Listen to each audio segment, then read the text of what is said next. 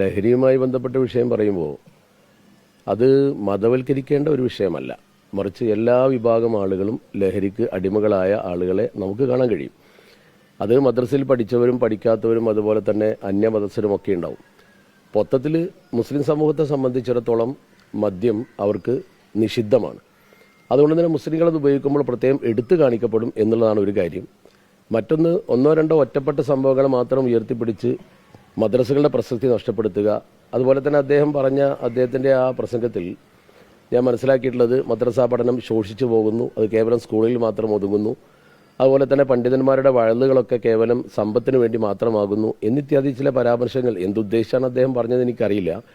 പക്ഷേ ഇവിടെ അടിസ്ഥാനപരമായി നമ്മൾ മനസ്സിലാക്കേണ്ടത് മതോത്ബോധനങ്ങളും അതുപോലെ തന്നെ മദ്രസകളും മതസ്ഥാപനങ്ങളും ഒക്കെ നിലനിൽക്കുന്നത് കൊണ്ട് മുസ്ലിം സമൂഹത്തിൽ ധാർമ്മികത നിലനിർത്താൻ കഴിഞ്ഞിട്ടുണ്ട് എന്നത് വളരെ വ്യക്തമായൊരു വസ്തുതയാണ്. പക്ഷേ എന്നാലും അത് അർഹമായ അളവിൽ ലഭിക്കാത്ത കുട്ടികളുണ്ടാവും. കേവലം ഒരു 12 വയസ്സ് വരെ മാത്രം മതം പഠിക്കണം എന്നല്ല ഇസ്ലാം പറയുന്നത്. ഒരു വെള്ളിയാഴ്ച പള്ളിയിൽ ഉത്ബോധനം മാത്രം കേൾക്കണമെന്നല്ല പറയുന്നത്. നിരന്തരമായി മതം പഠിക്കുകയും ആ ചുറ്റുപാട് വീട്ടിൽ നിലനിർത്തുകയും വേണം. അതിന് പരാജയപ്പെടുമ്പോൾ സ്വാഭാവികമായും ഇത്തരം അധർമ്മ പ്രവർത്തനങ്ങൾ ഉണ്ടാകും. അത് മുസ്ലിങ്ങളിലും ഉണ്ടാകും, അമുസ്ലിങ്ങളിലും ഉണ്ടാകും. ഇപ്പോൾ കേരളത്തിലെ തന്നെ നമ്മൾ പരിശോധിച്ചാൽ പ്രമാദമായ പല കേസുകളും, ഇപ്പോൾ ഒരു മയക്കുമരുന്ന് അടിപ്പെട്ട കുട്ടികൾ തന്നെ ആ വിഷയത്തിൻ്റെ ഭാഗമായി വെറ്ററിനറി കോളേജിൽ സിദ്ധാർത്ഥനെ അവർ കെട്ടിത്തൂക്കിക്കൊന്ന് വെള്ളം പോലും കൊടുക്കാതെ റാഗിങ് നടക്കുന്നു. അതുപോലെ തന്നെ നിരവധി കേസുകൾ, ഇപ്പോൾ ടി.പി. ചന്ദ്രശേഖരൻ വധക്കേസ്, അതൊരു കൊട്ടേഷൻ സംഘമാണ് മദ്യം കഴിച്ചുകൊണ്ട് ആ പ്രവർത്തനം നൽകിയത്. അത് മതം തിരിച്ച് നമുക്ക് കണക്കാൻ കഴിയില്ല.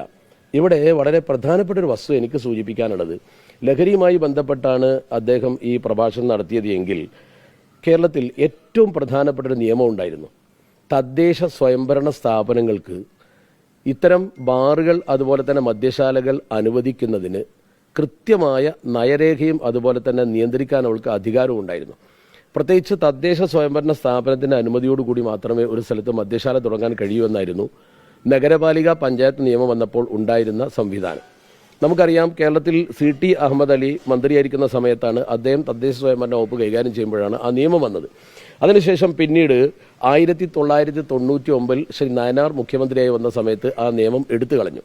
അതിനുശേഷം പിന്നീട് 2012 VM സുധീരൻ്റെ ശക്തമായ സമരം, അതുപോലെ തന്നെ E.T. മുഹമ്മദ് ബഷീർ, കുഞ്ഞാലിക്കുട്ടി സാഹിബ് തുടങ്ങിയ ആളുകളൊക്കെ കൂടി വളരെ ശക്തമായി സമ്മർദ്ദം ചെലുത്തി വീണ്ടും ആ നിയമം തിരിച്ചു കൊണ്ടുവന്നു. ഇവിടെ നമ്മൾ പ്രസക്തമായി മനസ്സിലാക്കേണ്ടത്, ഇവിടെ ആ നിയമം തിരിച്ചു കൊണ്ടുവന്ന ശേഷം പിന്നീട് ഈ നിയന്ത്രണത്തിനുള്ള എല്ലാ അധികാരവും പഞ്ചായത്തുകൾക്ക് അതുപോലെ തന്നെ നഗരസഭകൾക്ക് അതുപോലെ കോർപ്പറേഷൻ ഉണ്ടായിരുന്നു. എന്നാൽ 2017 ഈ പ്രസംഗം നടത്തിയ ബഹുമാന്യനായ മുൻ മന്ത്രി KT ജലീൽ അദ്ദേഹം മന്ത്രിയായിരിക്കുന്ന സമയത്താണ് അദ്ദേഹം ആ നിയമം പിൻവലിച്ചത്. സ്വാഭാവികമായും ഒരു പ്രദേശത്ത് മദ്യശാല വേണമോ വേണ്ടയോ എന്ന് തീരുമാനിക്കാൻ അവിടുത്തെ തദ്ദേശ സ്വയംഭരണ സ്ഥാപനത്തിന് പൂർണ്ണാധികാരമുള്ളത് ആ ഗ്രാമത്തിന് അല്ലെങ്കിൽ നഗരത്തിന് ആ പട്ടണത്തിന് ഏറ്റവും പ്രധാനപ്പെട്ട ഒരു വശമായിരുന്നു. പക്ഷെ അത് അദ്ദേഹം എടുത്തു നീക്കി. ഇത് ഞാൻ അദ്ദേഹത്തെക്കുറിച്ച് ആരോപിക്കുകയില്ല. മലപ്പുറത്ത് ഇപ്പോഴും ദീർഘസമരം നടത്തിക്കൊണ്ടിരിക്കുന്ന ഇയച്ചേരി കുഞ്ഞികൃഷ്ണ മാഷ് അവർ പ്രസിദ്ധീകരിച്ച ലഘുലേഖയുണ്ട്. ആ ലഘുലേഖയിൽ അദ്ദേഹം പറഞ്ഞൊരു കാര്യം കൂടിയുണ്ട്. വിശുദ്ധ റമദാനിലാണ് മന്ത്രി ഈ നിയമം എടുത്തു നീക്കിയത് എന്നുകൂടി അദ്ദേഹം പറഞ്ഞു. അപ്പോൾ ഇതിന് ഉത്തരവാദി ആരാണ്? ഇത് വ്യാപകമാകാൻ ഉത്തരവാദി ആരാണ് എന്ന് പരിശോധിക്കുക. ഉമ്മൻചാണ്ടി ഇവിടെ ഇറങ്ങുന്ന സമയത്ത് 29 ബാറുകളെ കേരളത്തിലുണ്ടായിരുന്നുള്ളൂ. നേരെ മറിച്ച് ഇപ്പോൾ കേരളത്തിൽ 1000-ഓളം ബാറുകളായി, 1000-ലധികം ബാറുകളായി. അന്ന് മലപ്പുറത്ത് ഒരൊറ്റ ബാറേ ഉള്ളൂ മലപ്പുറം ജില്ലയിൽ. ഇപ്പോൾ മലപ്പുറം ജില്ലയിൽ എത്ര ബാറുകളാണെന്ന് നമ്മൾ പരിശോധിച്ച് നോക്കിയാൽ അതിൻ്റെ കാരണം തദ്ദേശ സ്വയംഭരണ സ്ഥാപനങ്ങളുടെ നിയന്ത്രണാധികാരം എടുത്തു കളഞ്ഞു എന്നതാണ്. ആ നിയന്ത്രണാധികാരം എടുത്തു കളഞ്ഞ ആൾ ഇദ്ദേഹമാണ്.